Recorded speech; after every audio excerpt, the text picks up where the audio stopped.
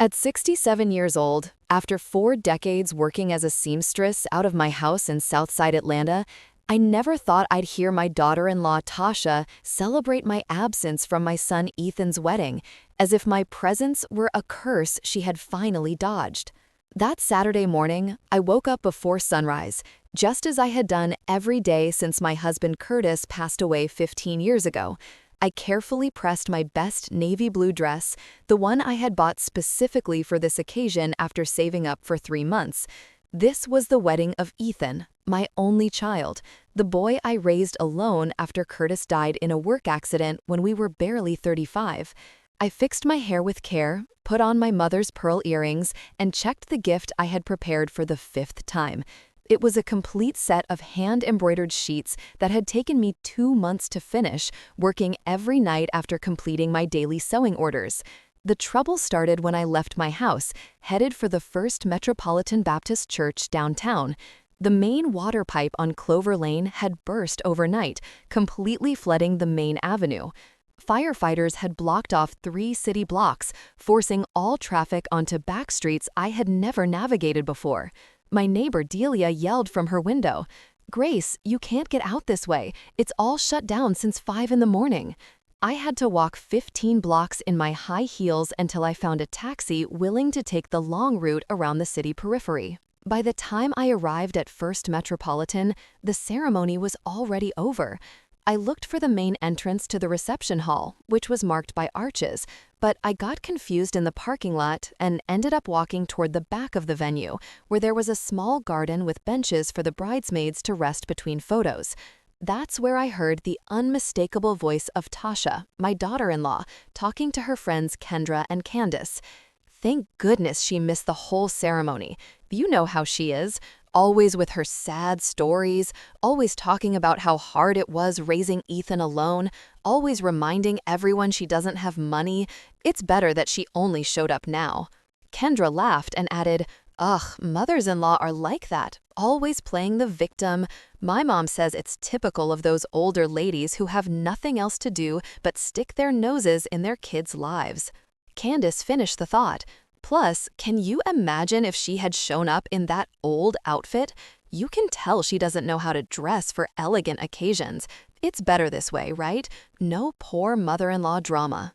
The 3 of them laughed while I stood, frozen, behind a bougainvillea tree, feeling their words pierce my chest like a jolt of cold electricity. Old outfit? This dress had cost me the equivalent of a week's pay. Sad stories? I only told them about my life when they asked, trying to be honest about my circumstances without sounding whiny. Poor mother-in-law drama. For 2 years, I had financially helped Ethan and Tasha with the down payment for their condo, slowly giving them my savings every month until they had the $8,000 they needed. I took a deep breath, smoothed my dress, checked my makeup in my purse mirror, and walked into the ballroom through the main door with a calm smile. "Grace, thank heavens you made it," Ethan shouted, running to hug me. "Mom, I thought something terrible had happened to you." I hugged him tight, inhaling the scent of his new cologne, feeling the expensive fabric of his suit against my cheek. "A pipe burst on my street, son, but I wasn't going to miss your wedding for anything in the world." Tasha approached with a smile that didn't reach her eyes. "Mother Pearsall, what a shame you missed the ceremony. It was so beautiful." I kissed her on the cheek and said, "The important thing is that you're married now. God bless you both." Throughout the entire reception, I began to notice familiar behaviors that I had previously ignored or rationalized. My sister-in-law Simone, Ethan's sister, introduced me to some people as Ethan's mom, but when other guests asked about my work or my life, she quickly changed the subject or pulled her conversation partners away. My nephew Devin, Simone's son, barely greeted me with a quick kiss on the cheek before disappearing among the younger guests. My nieces, Chloe and Skylar, who used to always seek me out to chat at family gatherings, this time only exchanged courtesy greetings before finding excuses to leave. When it was time to open the gifts, I watched every reaction carefully. The expensive presents from Tasha's bridesmaids and relatives were met with genuine exclamations of joy and prolonged gratitude. When Ethan opened my package with the embroidered sheets, Tasha quickly lifted them, muttered an automatic, "Thanks, Mother Pearsall," and immediately placed them beneath the table with the other minor gifts. The sheets, on which I had invested 60 nights of labor, embroidering intertwined initials and tiny flowers, were treated as an inconvenient formality to be swiftly dealt with. It was at that moment, watching my gift of love be discarded with indifference, that the words I had heard in the garden gained a deeper meaning. It wasn't just the cruel comment of a nervous daughter-in-law on her wedding day. It was a reflection of how they truly saw me, as someone inconvenient, outdated, out of place in their prosperous modern lives, a relic from Ethan's past that they preferred to keep on the sidelines of his new married life. During dinner, I sat at a table with people I didn't know well, distant relatives of Tasha's who were polite but aloof. From my seat, I could see the main table where Ethan and Tasha were, surrounded by their closest friends, all young professionals, dressed in expensive clothes, talking about topics I didn't fully grasp: investments, international trips, exclusive restaurants. It was as if an invisible world separated us, a social barrier that I didn't know when it had been built. The dancing started with modern music I didn't recognize. The younger guests took over the floor while the older ones remained chatting at the tables. I waited all night for Ethan to come and ask me to dance, as he always did at family parties. But he was completely absorbed in his new wife and his friends. At 11 at night, when the party was in full swing, I decided to go and say goodbye. "Son, I'm heading out now. I have to work early tomorrow." Ethan gave me a distracted hug. "Already leaving, Mom?" "Okay, have a good night. Thanks for coming." Tasha gave me an equally automatic farewell kiss. "Thanks for coming, Mother Pearsall. See you soon." But in her eyes, I saw something that confirmed what I had feared all night: relief. She was relieved I was leaving, that her perfect party could continue without the awkward presence of the humble mother-in-law who didn't fit into their new prosperous life as a couple. The cab ride home was silent. During the 40-minute drive, I mentally reviewed every detail of the night. The conversations where I was ignored, the moments where I was left talking alone, the embarrassing introductions where Simone minimized my importance, the indifference toward my gift, Ethan's lack of interest in including me in his important conversations. For the first time in my life, I began to wonder if I had been living in a bubble of self-dissection, believing I was an important part of my son's life, when in reality, I was merely a family obligation to be fulfilled occasionally. That night, in my small Southside apartment, I sat in the rocking chair where I used to embroider and began to remember all the sacrifices I had made so Ethan could get to where he was. The years of working double shifts to pay for his private school when the local public schools weren't good. The times I sold my own things to buy him new clothes when he started dating Tasha, who came from an upper middle-class family. The Sundays I spent cooking for them when they were dating, preparing elaborate dishes that Tasha photographed for her social media, but never learned to cook herself. I also recalled the times Tasha had made seemingly innocent comments that now took on a different meaning. "Mother Pearsall, why don't you buy more modern clothes? Ethan has the money to help you." Or, "Doesn't it bother you that people know you're still working at your age? Ethan's a professional now." Or, the time she suggested I cut my hair shorter because a woman my age looks better with short hair and less fuss. Comments I had interpreted as well-intentioned advice, but now understood as attempts to control my appearance so I wouldn't socially embarrass them. That morning, as I took off the navy blue dress I had chosen with such care, I saw myself in the closet mirror, and for the first time in years, I truly saw myself as others saw me. A 67-year-old woman with gray hair, deep wrinkles on her face, rough hands from so much sewing, clothes that, though clean and well-kept, couldn't compete with the elegant standards of the social circle Ethan now belonged to. A woman who represented the humble past he preferred to keep discreet in his new prosperous married life. It was there, standing in front of that mirror, at 3 o'clock in the morning, when something fundamental broke inside my heart. Not in a dramatic or explosive way, but like a silent crack that suddenly allowed me to see the truth I had been avoiding for months. My son no longer needed me as a present and participatory mother. He needed me as a distant, manageable memory, as a family obligation to be met occasionally, but one that didn't interfere with his real life. The next day, Sunday morning, while having coffee in my small kitchen, I began to recall all the signs I had ignored over the last year. Ethan's increasingly spaced out visits, always in a hurry with Tasha waiting for him in the car, the increasingly short phone calls where he seemed to be doing other things while talking to me, the family invitations that arrived later and later, as if they had debated whether or not to include me for a long time. I particularly remembered a phone conversation I had accidentally overheard 3 months earlier. Ethan had come to visit me and received a call from Tasha while he was in the bathroom. She didn't know I was in the living room and spoke loudly. "Are you done over there? Kendra invited us to lunch and I don't want to be late just because we're visiting." When Ethan came out of the bathroom, I lied, saying I had gone to the garden so as not to make him feel bad. But those words had been engraved in my memory. Just because we're visiting. As if coming to see his own mother was a chore to be completed quickly. Over the next 2 weeks, I decided to conduct a silent experiment. I stopped calling Ethan to see how long it would take him to contact me spontaneously. I stopped sending good morning and good night texts. I stopped asking about Tasha or their weekend plans.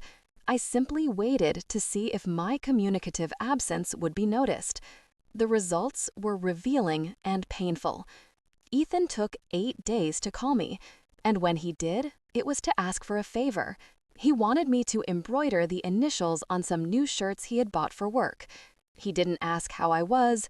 He didn't mention that I had been strangely silent. He didn't show curiosity about my life or activities. He simply saw me as a useful resource he could turn to when he needed something specific. I agreed to embroider the shirts, but while working on them in the evenings, I began planning profound changes in how I related to the family. Not dramatic changes or elaborate revenge, but silent adjustments in my expectations and in the emotional energy I invested in relationships that clearly weren't reciprocated with the same level of affection and respect. It was then that I started noticing other details I had previously overlooked. During these years of widowhood, I had kept my house immaculate and my table always set for family visits that rarely came. I had saved money for generous gifts on birthdays and Christmas, but the gifts I received in return were always cheap and thoughtless. I had hosted elaborate family dinners where I cooked for everyone, but I was never invited to similar events at their houses. The previous week had been particularly revealing. Tasha had posted photos on Facebook of a family dinner at her parents' house with Ethan smiling alongside all of his in-laws.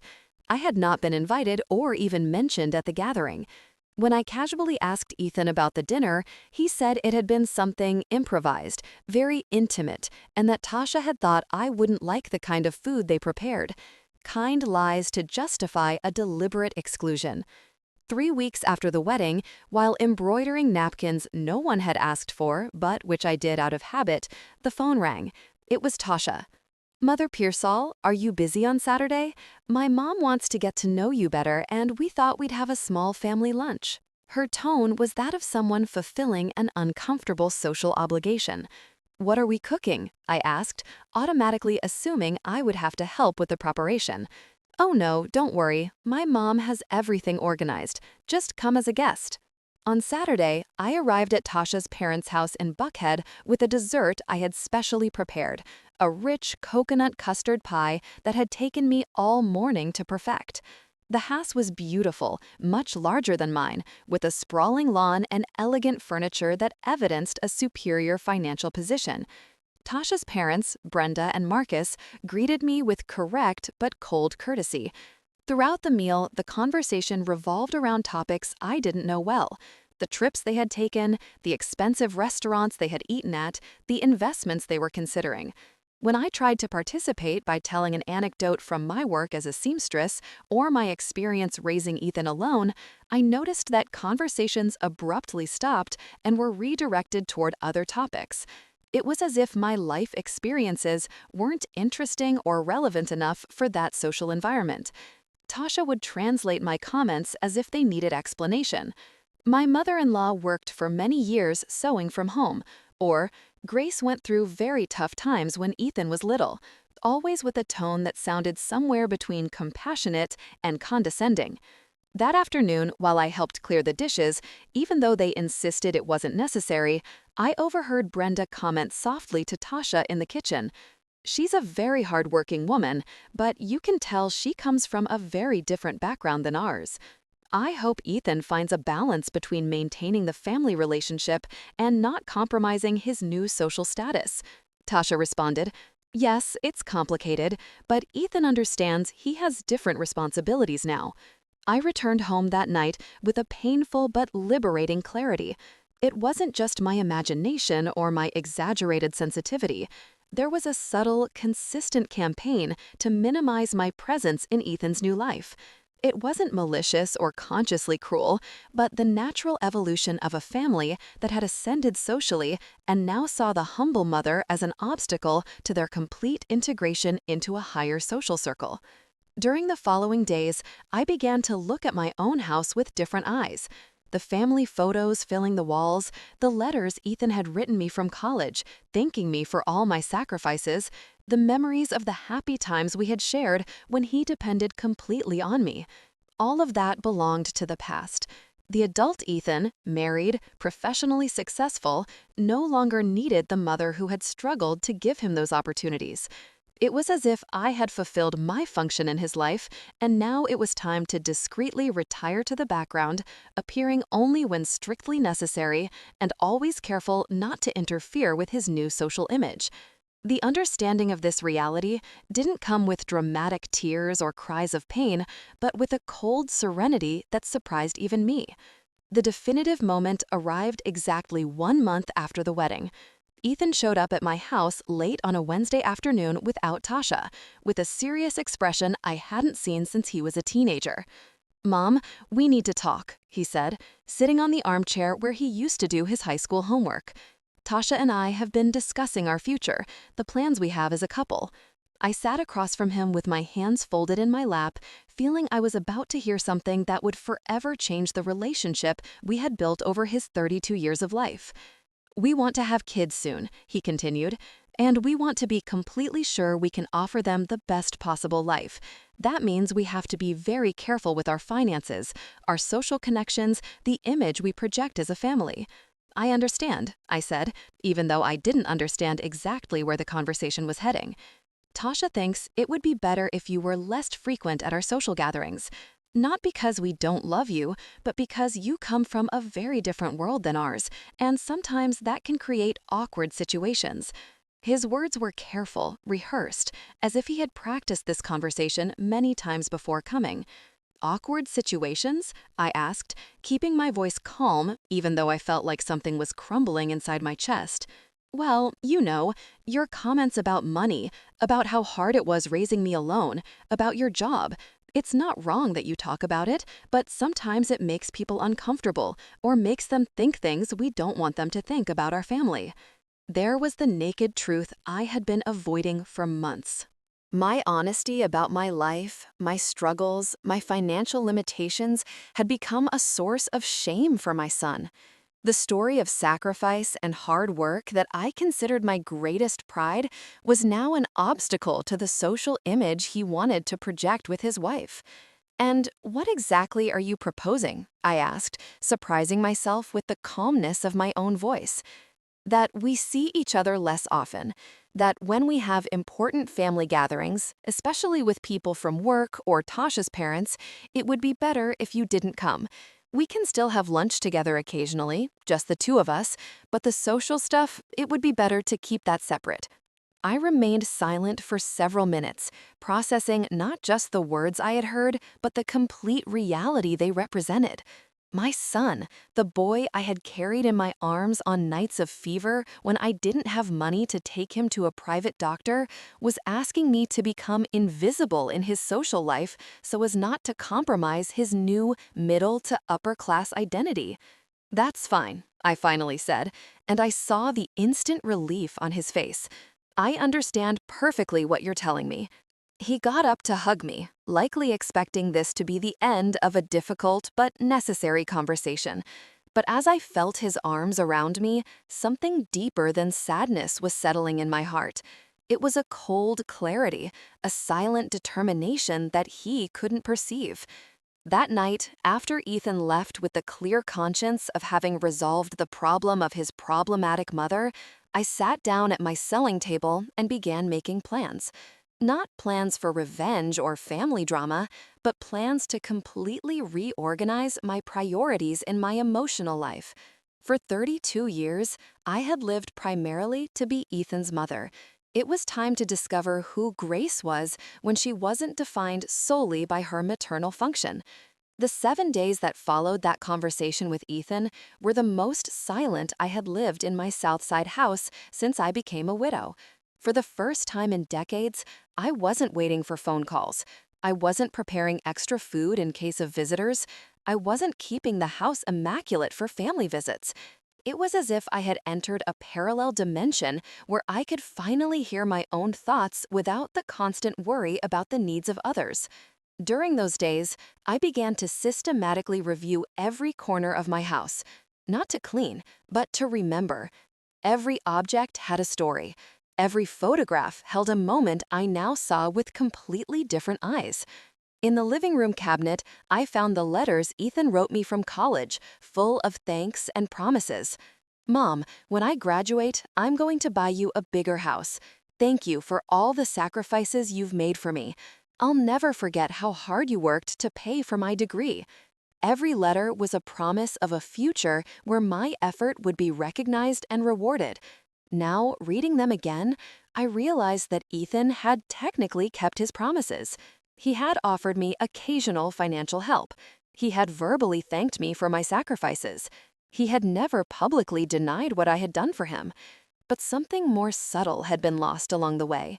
Genuine respect, natural inclusion, love that needs no explanation or justification. I had been gradually replaced by a more convenient version of myself, a mother who existed only when necessary and disappeared when she might be problematic. The Wednesday of that week, while organizing the bills from the last few months, I found the receipts for all the extra expenses I had incurred during Ethan's courtship and engagement. Small amounts that individually didn't seem significant, but when added up, represented almost 6 months of my full pension. The $50 I lent them when Tasha wanted to upgrade the refrigerator before they got married. The $100 I spent on special ingredients to make the test cake they wanted for the wedding. The $30 for the engagement gift Tasha had specifically chosen. The $20 worth of gas I spent going to try on dresses with her because she needed an older woman's opinion. Every expense had been presented as a temporary emergency or an investment in the couple's happiness, but it had never been reimbursed or even mentioned afterward. It wasn't that I expected the money back, but it bothered me that I had been so naive not to realize I was being used as a convenient economic resource while simultaneously being excluded as an inconvenient social presence. On Thursday morning, my best friend Delia came to visit, as she had done every week for 20 years. Delia had been my confidant throughout all the difficult years of widowhood, the only person who truly knew all my sacrifices and struggles to raise Ethan. She sat in the kitchen while I made coffee and immediately noticed my different mood. "What's wrong, Grace? You seem very quiet." I told her everything. The wedding, Tasha's comments, the conversation with Ethan, the request to be less socially visible. Delia listened without interrupting. But I saw a sadness in her eyes that confirmed what was happening to me was not just my exaggeration. "Look, honey," she said when I finished talking, "I've seen this happen in a lot of families in the neighborhood. The kids get educated, get good jobs, marry girls from a better background, and little by little, they leave behind everything that reminds them where they came from. It's not that they're bad, they're just ashamed of their humble past. Her words hurt because they confirmed what I had been afraid to recognize. But Ethan's not like that, I protested weakly. He's never denied that we come from a working-class family. Delia took my hand across the table. No, honey, he doesn't deny it when he's alone with you. But when was the last time Tasha came to this house? When was the last time Ethan took you to meet his coworkers? When was the last time he included you in his plans without you having to ask? Delia's questions forced me to face a reality I had been avoiding. Tasha had come to my house exactly 3 times in 2 years of dating, always for very short periods, and always with excuses to leave quickly. Ethan had never invited me to any of his work events, not even the holiday parties where families were included. When I suggested family plans, there were always reasons why it was better to wait for a more convenient time. What would you do if you were me? I asked Delia, feeling for the first time that I truly needed someone else's advice. I think you have to decide what you want for the rest of your life, she replied. Do you want to continue being the mother who is always available when they need her, but becomes invisible when it's convenient? Or do you want to live for yourself for the first time in 30 years? That afternoon, after Delia left, I sat in my favorite rocking chair and began a mental exercise I had never done before, imagining what my life would be like if I wasn't constantly worried about Ethan and Tasha. What would I do with my free evenings if I wasn't embroidering gifts that no one truly appreciated? How would I spend my money if I wasn't setting aside amounts for family emergencies that always seem to pop up? What plans would I make if I didn't have to keep my schedule flexible in case they needed me? For the first time in years, I allowed myself to dream of personal projects. I had always wanted to learn to use a computer so I could communicate with old coworkers who had moved to other cities. I had wanted to take more advanced embroidery classes to perfect techniques I only knew by sight. I had wanted to travel to Charleston to visit my sister Maya, who had invited me many times, but whom I always told I couldn't leave the house alone in case Ethan needed me. On Friday night, while having dinner alone in front of the television, the phone rang. It was Ethan. "Hi, Mom. How are you? I was just calling to say hello." His voice had that careful tone he used when he wanted to make sure I wasn't upset about something. "Fine, son, just doing my thing," I replied, keeping my own voice neutral. "Have you thought about what we talked about the other day?" he asked. I could detect the anxiety behind the casual question. He wanted confirmation that I had fully accepted his request to reduce my presence in his social life. "Yes," I said, "I've thought about it a lot. And I think you're right. It's better for everyone to have their own space." I heard the relief in his breathing. "I'm so glad you see it that way, Mom. I don't want you to think we don't love you. We just want everyone to be comfortable." After hanging up, I kept thinking about that word, comfortable. It was interesting how their comfort required my discomfort, how their peace of mind needed my silence. Over the weekend, I did something I hadn't done in years.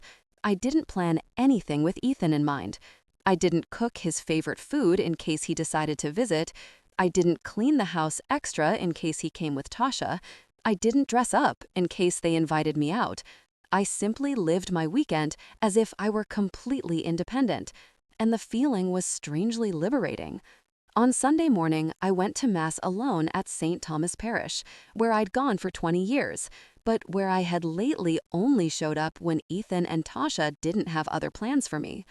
After Mass, I stayed to chat with Beatrice, a woman my age who had recently been widowed and who always asked about Ethan with genuine interest. "And how is the young man? Has he gotten used to married life?" she asked as we walked toward the exit. For the first time, I decided to be completely honest. "Well, yes, he's getting very used to it. So used to it that he barely needs his mother anymore." Beatrice looked at me with understanding. "Oh, honey, that happens with all children when they get married.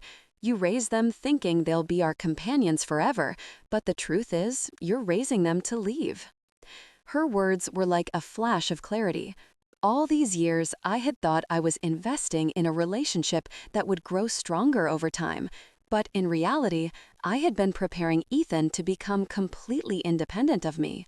The problem wasn't that he had pulled away. The problem was that I hadn't prepared to live my own life when I was no longer needed as an active mother. That afternoon, I decided to do something symbolic but important. I completely reorganized my house to work for me alone, not as a space always ready to receive family visits. I stored the extra dining chairs. I turned the guest room into my own sewing studio. I moved my favorite books to the main living area instead of keeping them hidden in the bedroom. I changed the kitchen layout to be more comfortable for a single person. Every small change was a declaration of emotional independence. This house was no longer going to be a museum of motherhood, where everything was preserved for the convenience of a son who came less and less. It was going to be the home of Grace Pearsall, a 67-year-old woman who had finally decided to live for herself. On Monday morning, I started implementing more significant changes. I called the computer school at the community center and enrolled in the basic course that started that week. I called my sister Maya in Charleston and told her I wanted to visit her next month. I went to the bank and opened a separate savings account where I deposited half of my pension, money that would no longer be available for Ethan and Tasha's family emergencies. Every action was small individually, but together they represented a silent revolution in how I lived. For 30 years, I had been Ethan's mother. Now it was time to discover who Grace was when she wasn't defined solely by her maternal function.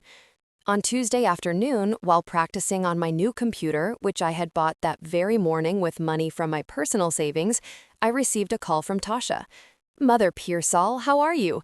I'm calling because my mom wants to invite you to lunch on Saturday. Nothing formal, just a ladies' lunch."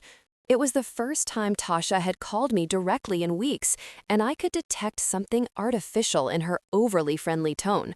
"Will Ethan be there?" I asked. "No, it's just a ladies' lunch. My mom, my Aunt Rose, you, and me." I thought for a moment. 3 weeks ago, I would have immediately accepted, grateful for any family inclusion.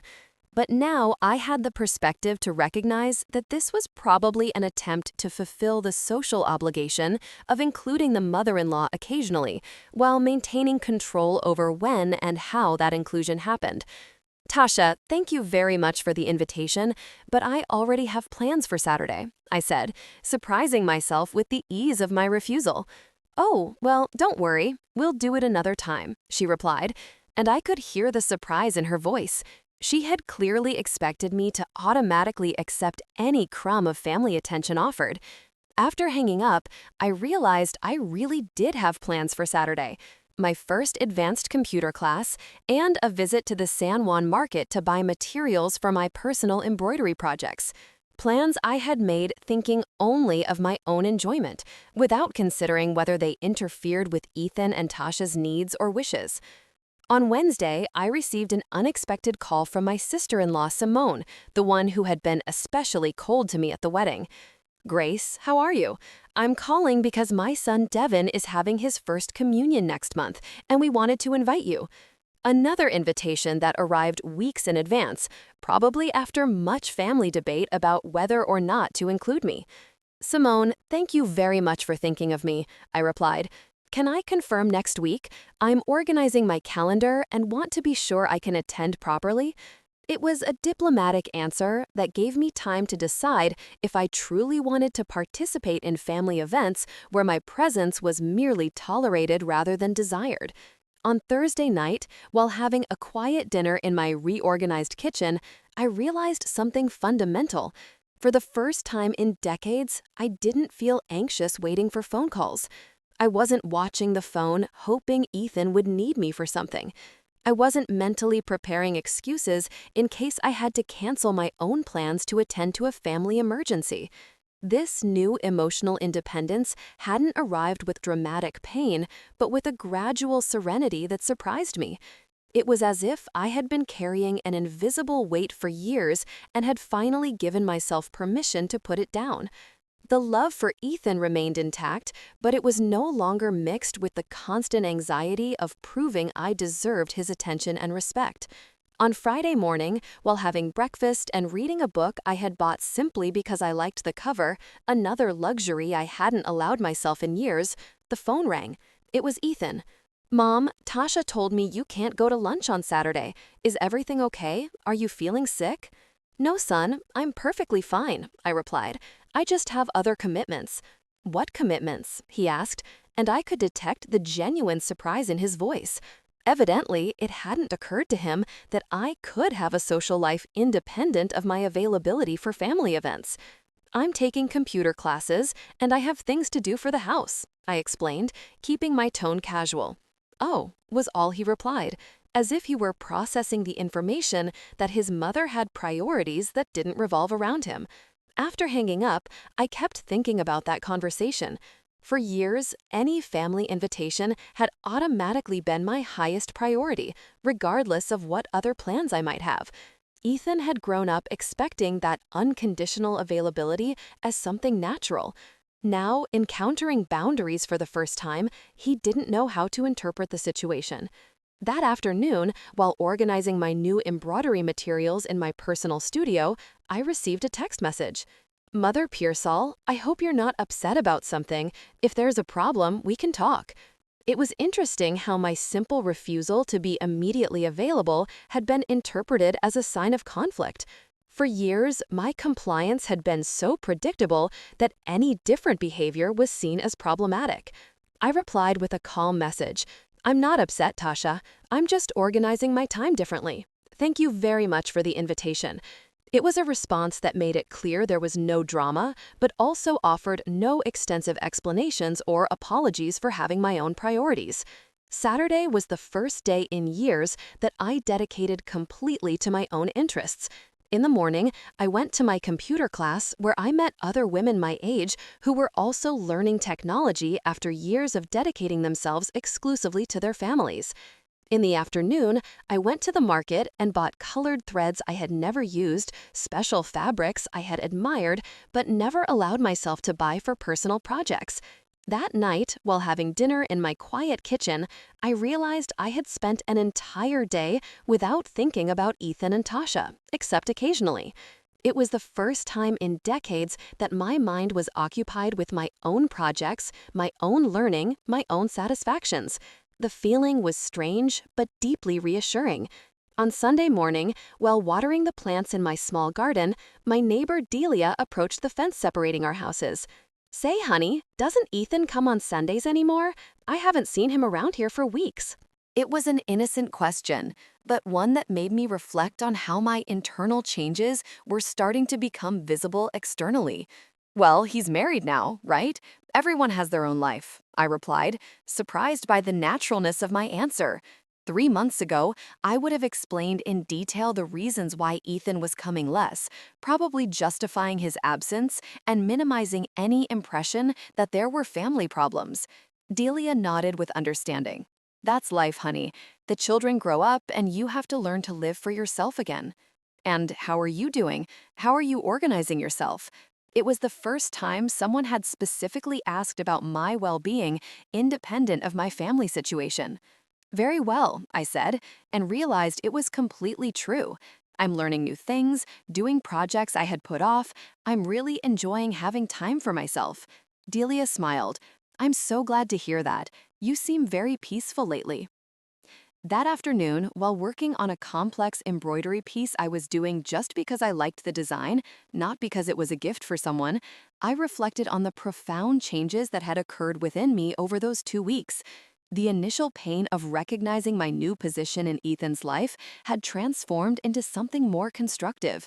The determination to build an identity that did not depend on my function as a mother.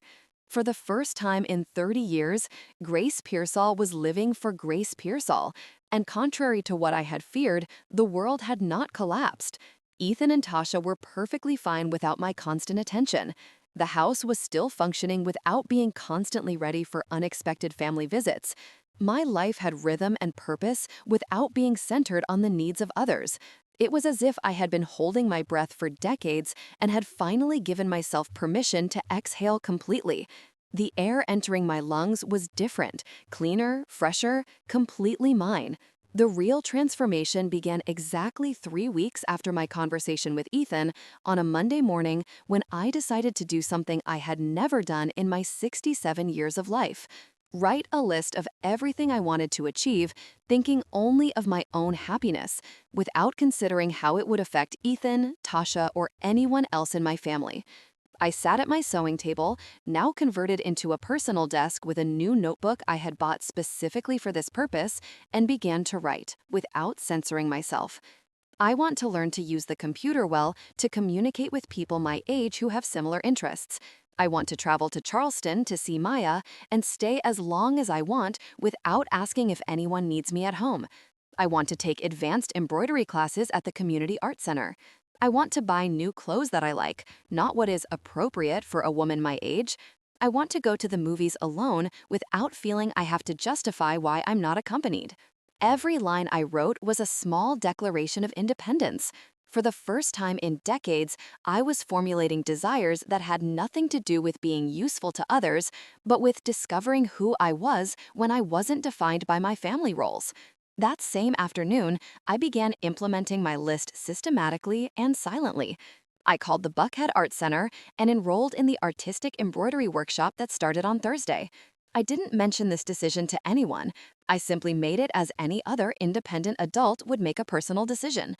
I went to the mall and bought 3 bright-colored blouses that I liked the moment I saw them, without wondering if they were too youthful or if Ethan would approve of my choices. On Tuesday, I booked my bus ticket to Charleston for the following week, buying an open return ticket. When Maya asked me over the phone how long I planned to stay, I said something that surprised myself. I don't know exactly. It depends on how good I feel there. It was the first time in years that I had made plans without a predetermined deadline based on Ethan's potential needs. On Wednesday, I did something even more radical. I went to the bank and completely modified the distribution of my pension. Instead of keeping all the money available in my checking account for family emergencies, I divided my income into 4 categories: basic household expenses, personal savings, a real emergency fund, and a monthly budget for personal activities and pleasures.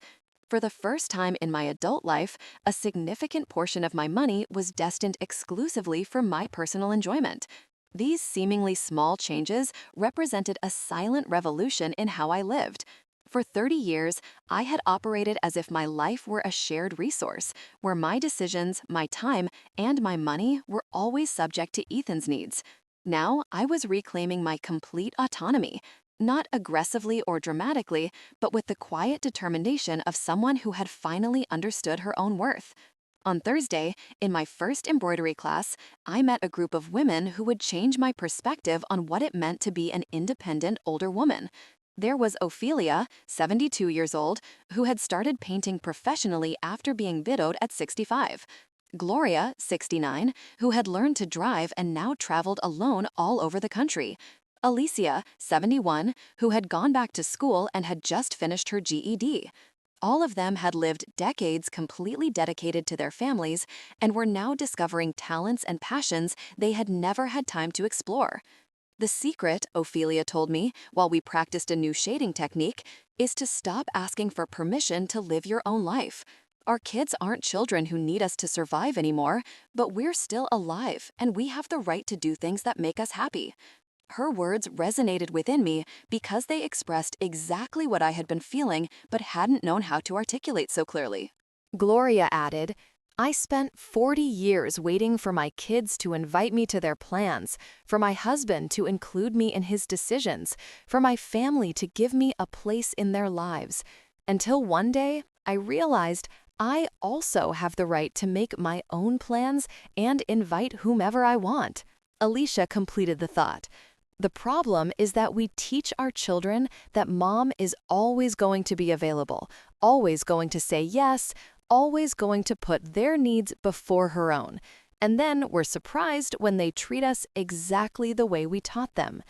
That conversation was like hearing my own thoughts expressed by wiser, more experienced voices. I wasn't the only woman of my generation who had confused maternal love with complete self-negation. I wasn't the only one who had raised successful children at the cost of completely forgetting who she was herself. And more importantly, it wasn't too late to change this dynamic. On Friday, armed with this new perspective, I made a decision that would have been unthinkable 3 weeks ago. Ethan called me to ask if I could watch Simone's kids on Saturday because she and her husband wanted to go out and had no one to leave them with. It was exactly the kind of request I had automatically accepted for years, canceling any personal plan to be available for family needs. Ethan, I said with a calmness that surprised me, I won't be able to. I already have commitments for Saturday. What commitments? He asked with the same tone of genuine surprise he had used the previous week. I'm going to the movies with some friends from my embroidery class, and afterward we're going to dinner together. It was completely true. We had made these plans the day before. But Mom, Simone really needs someone to watch the children. She doesn't know anyone else she trusts. His response revealed something fundamental. For years, I had been the automatic solution for any childcare problem in the family. Not because I was the best option, but because I was the only one who never said no. I'm sure they'll find another solution, I replied. There are plenty of responsible babysitters, or they can ask one of Simone's friends. Ethan was silent for a moment, clearly processing that his mother was not offering alternatives or committing to solving Simone's problem. Is everything okay, Mom? Lately, I have noticed you're very different. It was the first time Ethan had verbalized that he had noticed changes in my behavior. I'm doing very well, son. I'm just learning to organize my time differently. Differently how? By including things that I like, not just the things the family needs. After hanging up, I realized I had crossed an invisible but crucial line. For the first time, I had put my own plans ahead of a non-urgent family need. Ethan would have to explain to Simone that his mother was no longer automatically available as an emergency babysitter. Simone would have to find solutions that didn't depend on my unconditional availability. It was a small but revolutionary change. On Saturday, I had an experience I hadn't had in decades. An entire day of adult fun with women my age who shared my interests. We went to the movies to see a Mexican film about an older woman who decided to change her life after being widowed. Afterward, we had dinner at a restaurant where none of us had to cook, serve, or clean. We talked about our personal projects, the books we were reading, and the trips we wanted to take. It was like rediscovering a part of myself that had been dormant for so long that I had forgotten existed.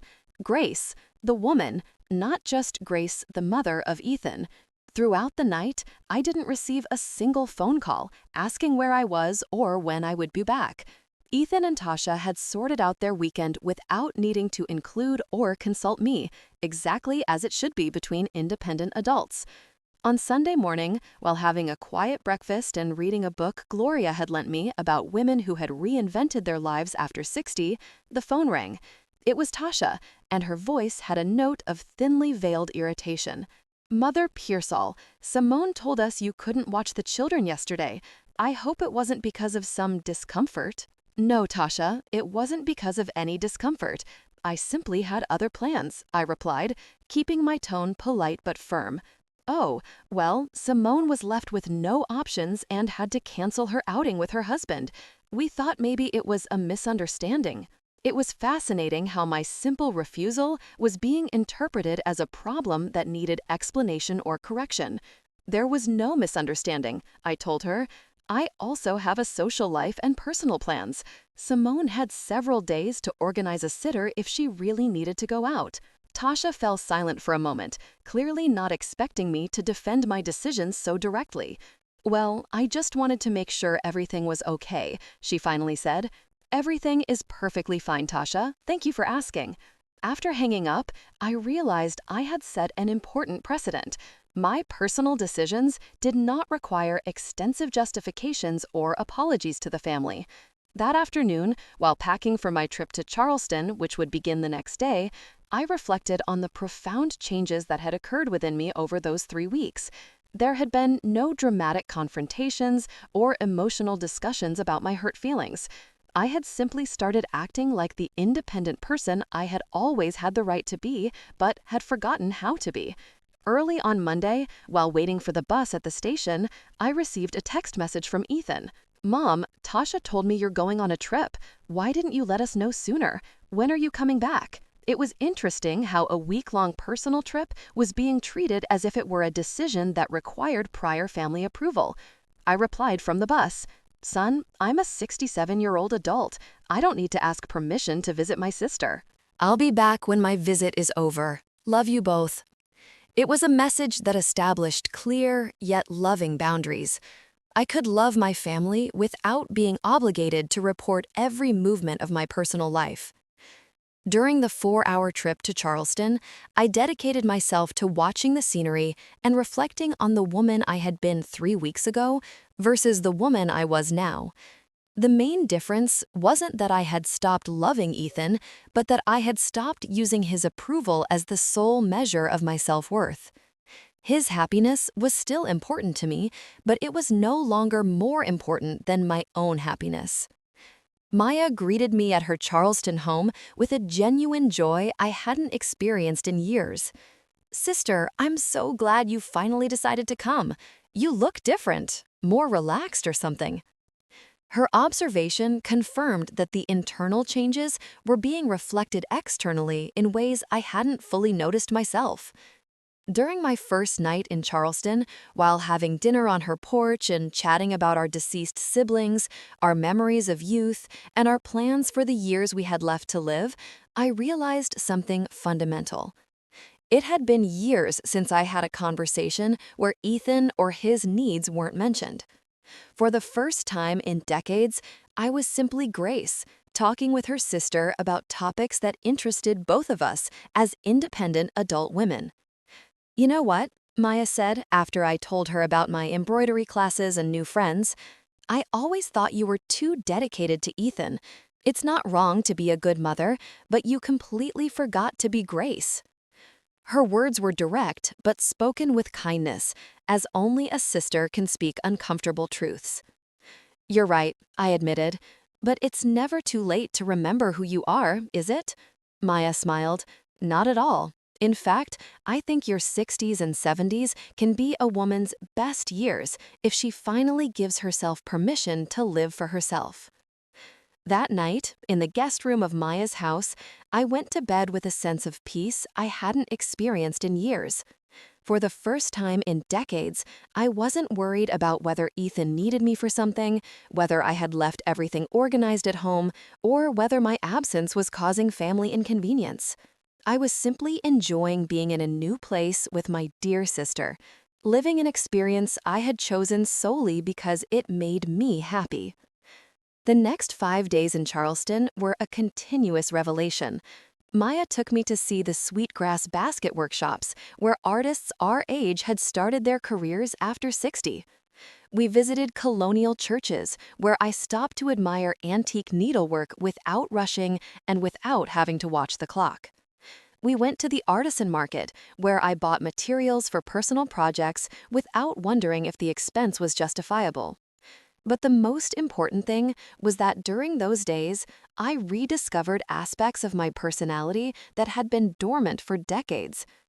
It turned out I had very defined opinions about art, that I liked to debate American history, that I thoroughly enjoyed walking down unfamiliar streets without a specific destination.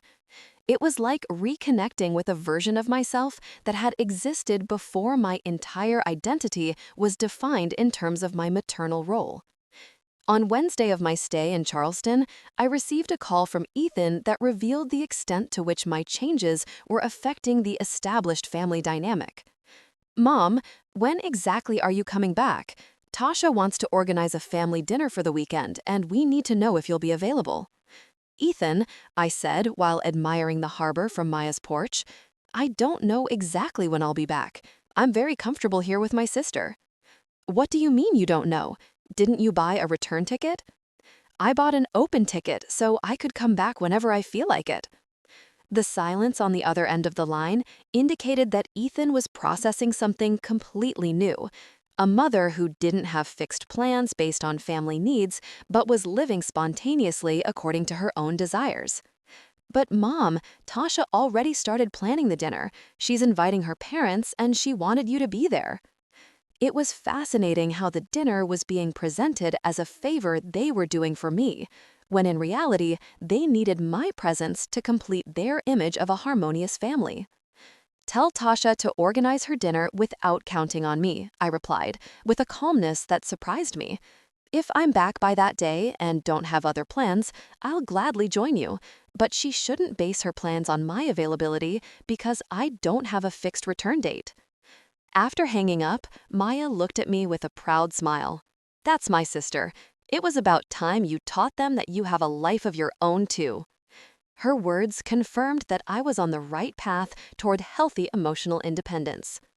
On Friday, I decided to extend my visit by one more week, not because I had specific plans, but because I simply didn't feel like going back yet.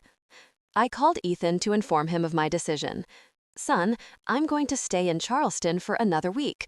Maya's going to take me to Savannah and some towns in the region. Another week, Mom? You've already been there almost a week.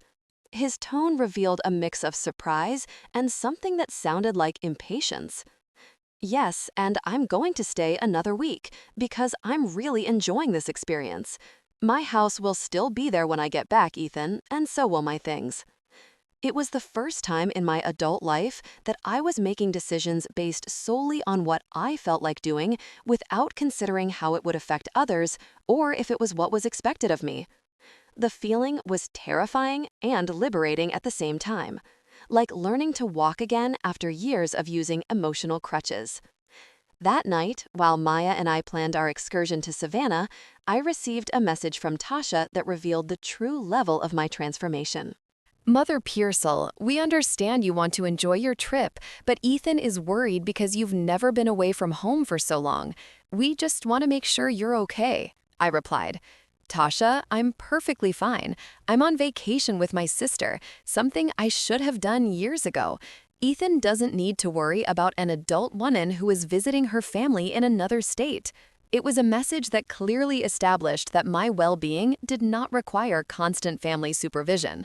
At the end of my second week in Charleston, as I packed to return home because I had decided it was time to go back, not because anyone had asked me to, I reflected on the profound transformation that had occurred during this time. It hadn't been a dramatic revolution with emotional confrontations, but a silent evolution toward complete emotional independence. During the trip back to Atlanta, I observed my reflection in the bus window and saw a different woman from the one who had left 2 weeks earlier. She was the same Grace physically, but there was something in her eyes that was new, a serenity that came from having rediscovered her own worth, independent of her function as a mother. When I arrived at my Southside house that afternoon, I found several messages on my answering machine from Ethan asking what time I would arrive, if I needed to be picked up at the station, and if everything was okay. But for the first time, I didn't feel the urgency to call immediately to reassure everyone about my well-being. First, I took a relaxing bath, unpacked calmly, and prepared a light dinner for myself. Only then, when I was ready and comfortable, did I call Ethan. Son, I'm home. Everything went great. I'll tell you about the trip tomorrow. Mom, we were worried. Why didn't you call as soon as you arrived? Ethan, I'm a responsible adult. I don't need to report every movement of my life. See you soon. That night, in my house, reorganized for my personal comfort, I went to bed with the deep satisfaction of someone who had achieved something very difficult. Transforming a toxic family dynamic without the need for dramatic confrontations or explosive breakups. I had reclaimed my emotional autonomy simply by exercising it day by day, decision by decision. The most significant change wasn't in how Ethan and Tasha treated me, though that had also improved substantially. The most important change was in how I saw myself. I no longer needed their approval to validate my existence. I no longer measured my worth by my utility to them. I no longer lived waiting for them to include me in their lives. Now, I had my own rich and satisfying life in which they could participate if they wanted and if they respected me appropriately.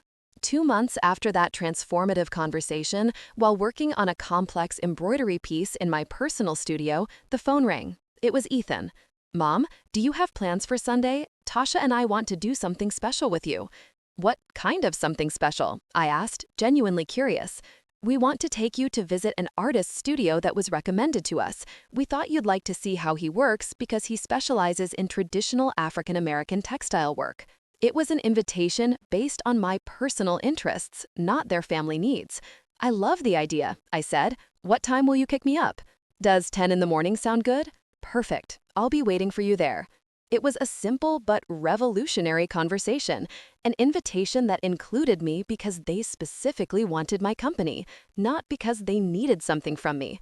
That Sunday, as we walked through the textile artist's studio and I explained techniques I recognized from my years of sewing experience, I saw something in Ethan and Tasha's eyes that had been absent for years, genuine respect for my knowledge and experience. I was no longer just the mom with stories from the past. I was Grace, a woman with valuable expertise and unique perspective. The artist, a man in his 50s named Arturo, asked me technical questions about traditional embroidery that I was able to answer with detail and precision. Ethan and Tasha observed me with something that looked like surprise, as if they were rediscovering aspects of my personality they had taken for granted or ignored for years. I didn't know you knew so much about textile history, Tasha said as we drove home. It never occurred to me to ask, Ethan added. It's impressive how you can identify the techniques and regions of origin just by looking at the patterns. Their comments made me reflect on how much knowledge and experience I had kept silent for years, not because I didn't want to share it, but because there had never been space in our family conversations for me to be the expert, the one who had something interesting to teach. That afternoon, after they dropped me off at home, I sat in my reorganized living room and allowed a deep sense of gratitude to wash over me for the journey I had traveled. The woman who had been hurt by Tasha's comments at the wedding no longer existed. In her place was a woman who knew her own worth, who had built a rich and independent life, and who had taught her family to respect her, not out of pity or obligation, but out of genuine recognition of who she was as a person. The silence that had settled in my life wasn't an empty or resentful silence, but a silence full of peace and purpose. It was the silence of someone who had learned to value herself independently of external approval, who had built a life rich in personal meaning, and who had transformed pain into wisdom and invisibility into empowerment. As I looked at the stars from my small Southside garden, I thought of all the women like Beatrice, like Rosario in Charleston, like the students in my future workshop, who were at some point on their own journey toward emotional independence. My experience had become something bigger than my personal story. It had become an example that it is never too late to rediscover who you are when you stop defining yourself solely by what you can do for others. The final reflection of that perfect night was a deep understanding that filled me with serenity. I had learned that true love, including family love, flourishes best when it is based on mutual respect and individual autonomy, not on dependence or sacrifice. Ethan and Tasha loved me more authentically now that they respected me as an independent person. And I loved them more freely now that I didn't need their approval to validate my existence. Sometimes, the greatest gift we can give to those we love is to teach them to love us as we deserve to be loved, as complete, valuable, and independent people. And sometimes, the greatest act of self-love is giving ourselves permission to be exactly who we are, without apologies, without justifications, and without the constant need to prove our worth through service to others. Did you like my story? And which city are you listening from? Let's meet in the comments. If you liked the story, you can support me by sending a super thanks so I can keep bringing more stories like this. Thank you so much for your sweet support. I'm looking forward to your comments on the story. On the screen, you can see 2 new life stories that I highly recommend. There's so much more on my channel. Don't forget to subscribe. See you in the next life story with love and respect.